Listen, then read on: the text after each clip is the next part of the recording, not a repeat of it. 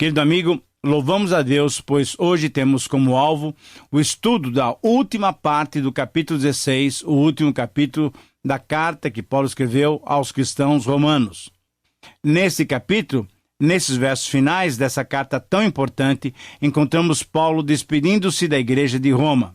Mas, ao se despedir, demonstrando novamente o compromisso com aqueles irmãos, ele os advertiu, os orientou com muito amor. Por isso, o título que sugiro para este texto é Uma Advertência Amorosa. Nós vamos meditar hoje em Romanos 16, 17 até 27, mas vamos estudar em primeiro lugar os versículos 17 a 20. Introduzimos as nossas considerações observando que, ao finalizar a sua carta aos Romanos, Paulo novamente surge como exemplo de um dedicado pastor. Observamos aqui, então, o seu interesse pelo bem-estar da comunidade cristã de Roma, o seu conhecimento da situação e dos problemas que os cristãos romanos enfrentavam, mesmo que ele não tivesse conhecido eles ainda pessoalmente. E nós percebemos também o seu discernimento sobre as atividades de Satanás opondo-se às igrejas do Senhor Jesus Cristo. Paulo, com sabedoria, coloca em ação uma maneira simpática, uma maneira polida para tratar com os romanos, a quem ele ainda não tinha visitado. E com amor, ele foi muito enfático em adverti-los contra aqueles que causavam divisões e enganavam os imaturos. O apóstolo os distingue dos fracos da fé. Esses deveriam ser tratados com tolerância e amor, conforme nós lemos e conforme nós estudamos no texto de 14:1 a 15:13. Quanto a esses, a respeito de quem adverte os romanos, esses eram falsos mestres, antinomianos, isso é, aqueles que rejeitam a lei. Esses serviam a si mesmo e não a Cristo. Paulo censura, pois causavam cismas e divisões, prejudicando o desenvolvimento do corpo de Cristo, a comunidade cristã. Aproveitando-se da divisão que existia entre judeus e gentios, entre fracos e fortes, que dispunham de formas culturais diferentes para expressar a sua fé em Jesus Cristo, esses homens que não visavam o reino introduziam ideias e práticas nocivas ao Evangelho. Desde o capítulo 14:1 até 15:13, Paulo vinha mostrando o quanto era prejudicial essa divisão e esse desamor entre os cristãos.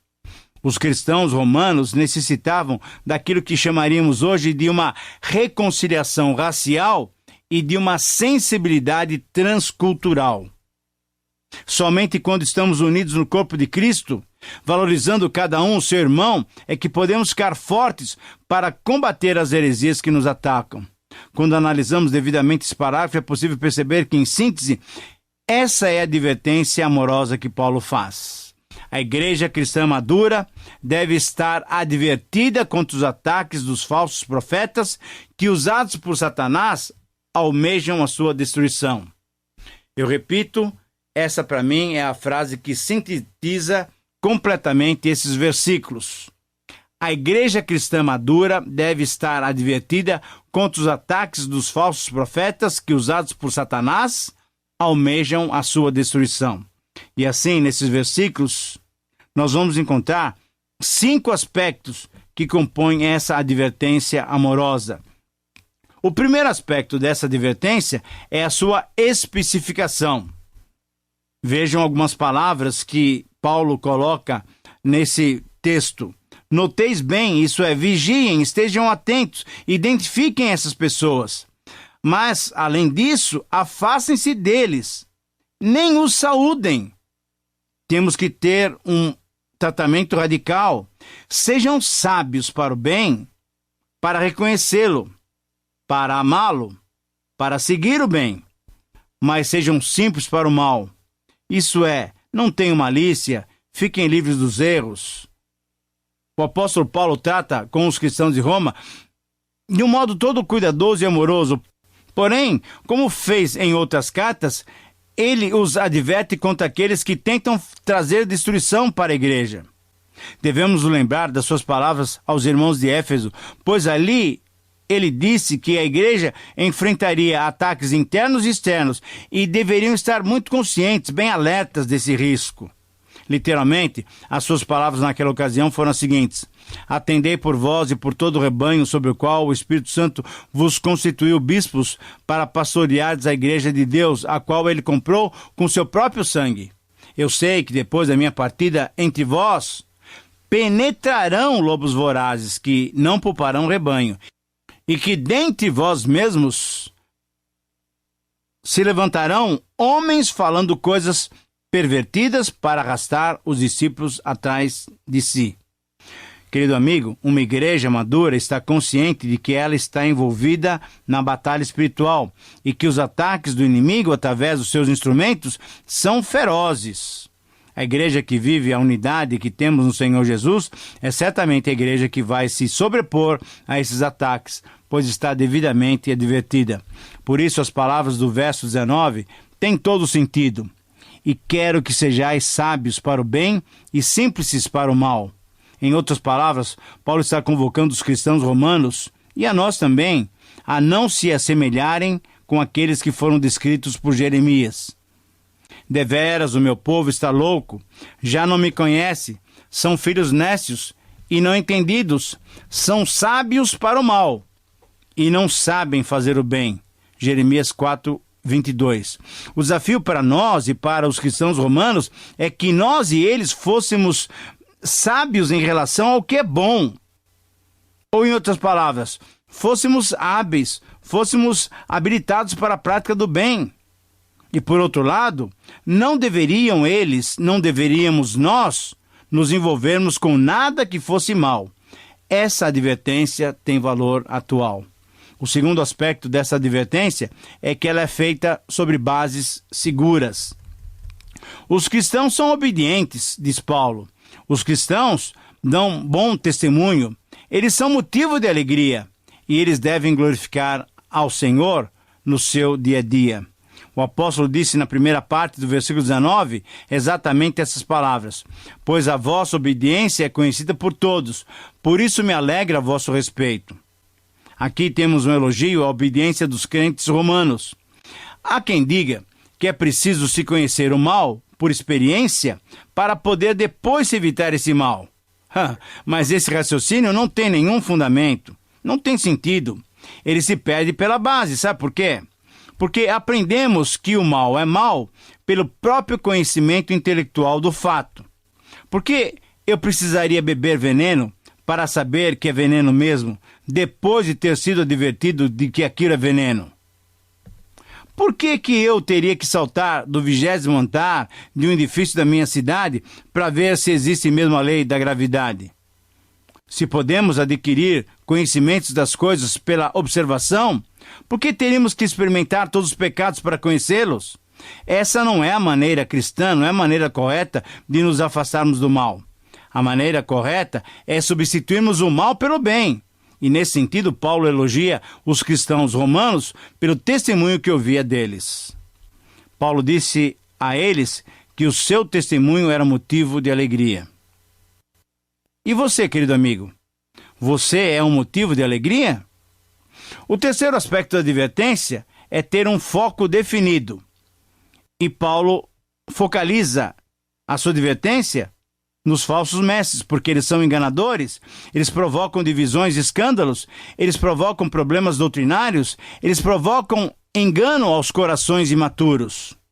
Nos versos 17 e 18, o apóstolo Paulo foi muito objetivo em descrever claramente aqueles que perturbavam a igreja. Foram essas as suas palavras: rogo-vos, irmãos, que noteis bem aqueles que provocam divisões e escândalos, em desacordo com a doutrina que aprendestes.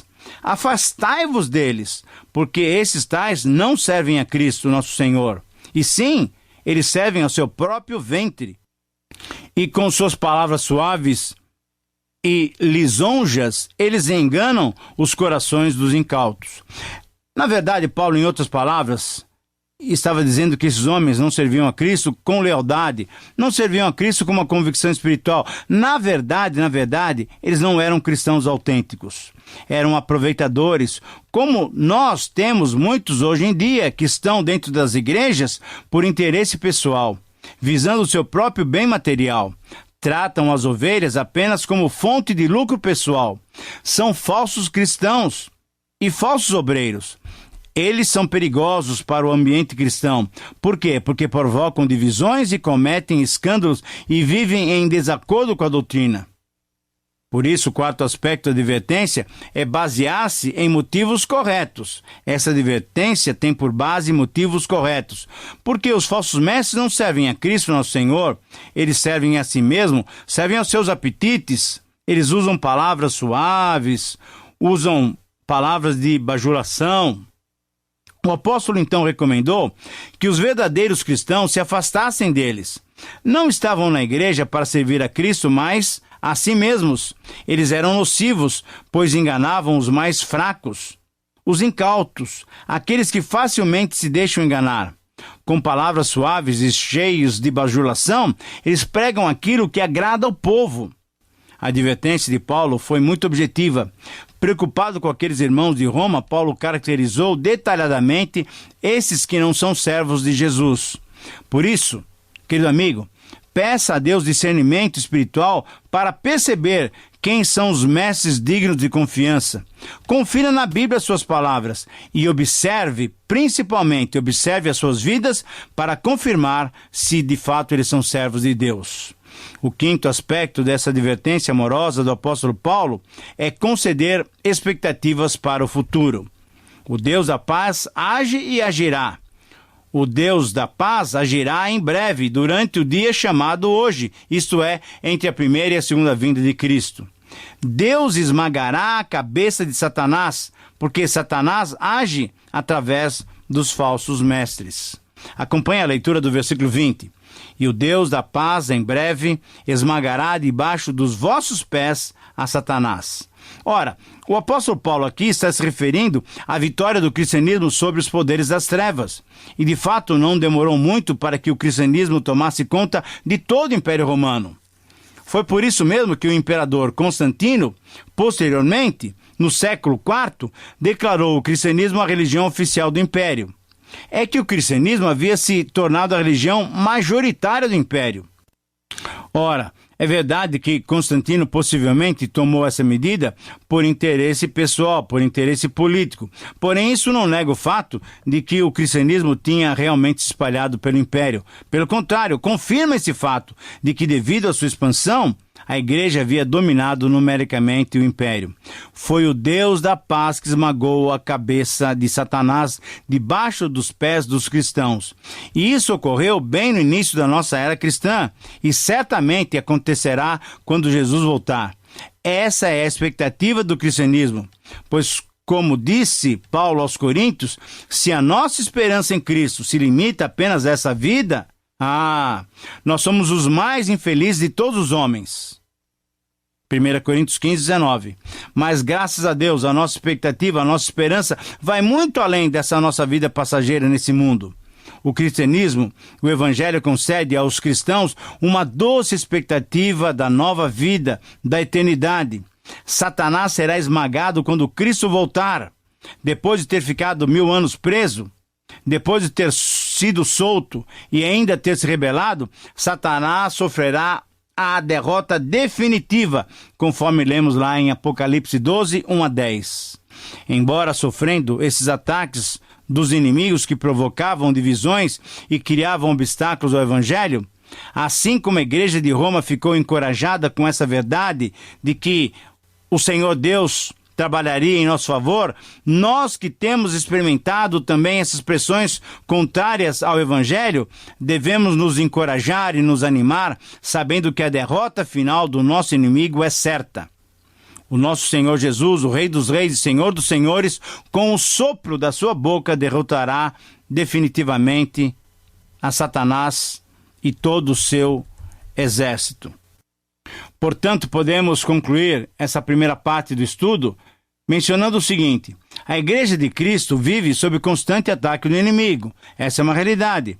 Os falsos mestres podem surgir de dentro da igreja. Os falsos mestres podem vir de fora da igreja. Nós precisamos estar preparados. Por isso, a Igreja de Cristo deve estar constantemente advertida contra esses perigos e se posicionar, e a melhor posição para combater é através da unidade. Divisões são favoráveis ao inimigo. Unidade é favorável à igreja do Senhor Jesus.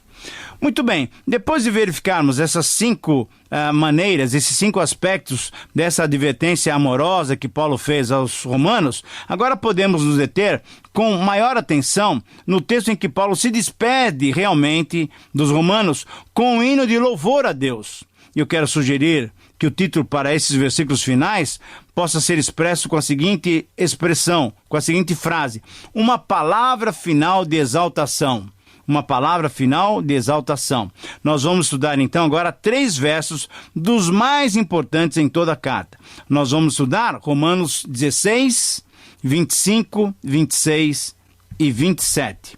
Introduzimos a sessão mencionando que esse é o último parágrafo de Romanos e esse parágrafo é denominado doxologia. Que palavra é essa? Conforme o dicionário Aurélio, doxologia significa fórmula litúrgica de louvor a Deus, prece ou cântico cuja finalidade é glorificar a Deus. Esta doxologia é um final majestoso para essa carta que trata de temas que, relacionados entre si, apresentam, na verdade, para todos nós, o plano completo de Deus para a salvação da humanidade. Permita-me ler com você esses versículos, se você puder, acompanhe aí em sua Bíblia. Ora, aquele que é poderoso para vos confirmar segundo o meu evangelho e a pregação de Jesus Cristo, conforme a revelação do mistério, guardado em silêncio nos tempos eternos, e que agora se tornou manifesto e foi dado a conhecer por meio das escrituras proféticas, segundo o mandamento do Deus eterno, para obediência por fé entre todas as nações, ao Deus único e sábio, seja dada a glória por meio de Jesus Cristo pelos séculos dos séculos. Amém. Querido amigo, temos aqui nessa doxologia um resumo das verdades mais preciosas dessa carta, pela qual devemos agradecer muito ao nosso Deus. Os temas desses versículos, o poder de Deus, o Evangelho de Cristo, a evangelização das nações, a descrição de Deus e a exaltação que ele deve receber, reunidos esses temas demonstram a coerência de Paulo na finalização dessa carta. Fazendo ligação com a introdução, Paulo conclui essa carta com uma linda expressão de louvor a Deus. Por isso, o princípio desafiador que Paulo nos apresenta e que nos motiva a aplicá-lo pode ser expresso através da seguinte afirmação. Anote se você puder. Diante do plano tão gracioso que objetiva a salvação da humanidade, todo cristão deve continuamente exaltar a Deus. Eu vou repetir, essa frase sintetiza os versículos 25, 26 e 27 de Romanos 16. Diante do plano tão gracioso que objetiva a salvação da humanidade, todo cristão deve exaltar continuamente a Deus. Continuamente nós devemos exaltar o nosso Deus. Por isso, nessa doxologia, podemos encontrar 5 razões que devem mover-nos, nós como cristãos, a exaltarmos o nosso Deus continuamente. A primeira razão que Deus deve ser exaltado é pelo seu poder. O poder de Deus é capaz de salvar. O poder de Deus é capaz de confirmar. O poder de Deus é capaz de alicerçar a nossa fé, a nossa confiança nele mesmo. O poder de Deus é capaz de ser conhecido por nós, graças a Deus. Uma segunda razão pela qual Deus deve ser exaltado é pelo Evangelho de Cristo. É esse Evangelho que foi entregue a Paulo. É esse Evangelho que foi e é e deverá ser sempre proclamado. Esse Evangelho é a revelação do mistério. Ele é o poder de Deus para a salvação de todo aquele que crê. Ele estava guardado em silêncio, outrora oculta, mas ele foi revelado, manifesto agora na vida do Senhor Jesus Cristo. Esse evangelho tem um conteúdo abrangente. É para a salvação dos judeus, é para a salvação dos gentios, é para a salvação de quem crer nessa mensagem. Por isso, a terceira razão pela qual Deus deve ser exaltado é pelo seu plano maravilhoso para com todas as pessoas, para com todas as nações. A evangelização das nações é de acordo com as Escrituras. Desde o Antigo Testamento, a evangelização das nações é segundo o plano de Deus. A partir de Gênesis, a partir da chamada de Abraão, todas as nações seriam abençoadas. A evangelização das nações é segundo a obediência da fé. E a evangelização é para todas as nações. Você se lembra de Atos capítulo 1, versículo 8. Sereis minhas testemunhas em Jerusalém, na Judéia e na Samaria, e depois, até onde? Até os confins da terra. Todas as nações deverão ser evangelizadas. Deus revelou-se em Cristo Jesus. Os que confiavam em Deus, mesmo antes da vinda de Jesus, foram salvos pela fé. Deus esperou todo esse tempo para enviar a sua revelação plena em Jesus, para deixar claro, tanto a judeus como aos gentios, que não havia uma outra maneira das pessoas se salvarem, senão através do seu plano maravilhoso, que sempre incluiu a fé. Sabe por quê? Porque sem fé é impossível agradar a Deus. A quarta razão pela qual Deus deve ser exaltado é que ele deve ser exaltado corretamente pelos cristãos, porque a salvação veio através do Senhor Jesus Cristo e porque ele nos capacita pelo Espírito Santo. E a quinta e final razão pela qual Deus deve ser exaltado é porque ele é quem ele é. Deus é poderoso, Deus é eterno, Deus é único e Deus é sábio. Querido amigo, esse é o nosso Deus. Essa é a mensagem que Paulo trouxe aos romanos e traz para nós. O Evangelho de Deus é o poder de Deus para a salvação de todo aquele que nele crê. O meu desejo é que você tenha sido edificado em todos esses estudos do livro de Romanos. E a minha proposta, o meu convite para você é que nos encontremos no próximo programa para estudarmos os aspectos introdutórios dos livros das Crônicas dos Reis de Israel. Que o Senhor te abençoe. Um grande abraço e até o próximo programa.